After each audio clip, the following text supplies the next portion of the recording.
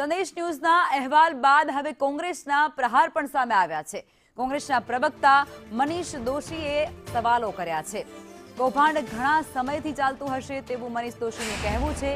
વધુમાં તે કહે છે કે આ મુદ્દો માત્ર બે વ્યક્તિઓ પૂરતો નથી, આમાં ઊંડાણપૂર્વક તપાસ કરવાની અત્યારે ખાસ જરૂરિયાત છે અને જો ઊંડાણપૂર્વક તપાસ કરવામાં આવશે તો અન્ય બાબતો પણ અહીં સામે આવે, અન્ય મોટા ખુલાસા થાય તેવા દાવાઓ પણ મનીષ દોશીએ કર્યા।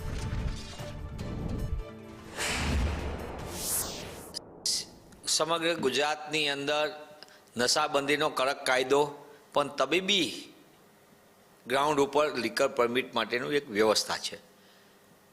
એશિયા ખંડની મોટી હોસ્પિટલ, સિવિલ હોસ્પિટલમાં અનેક પ્રકારના ગડબડ ને ગોટાળા અનેક વખત સામે આવ્યા છે અને એનું સૌથી મોટું જીવતું જાગતું ઉદાહરણ સંદેશે તાજેતરમાં સંદેશના રિપોર્ટરના હાથમાં જે રીતના દસ્તાવેજ સામે આવ્યા, એ દસ્તાવેજ કઈ રીતનો ભ્રષ્ટાચાર છે અને કઈ રીતની ગોઠવણો ચાલે છે એના જીવતા જાગતા પુરાવા છે।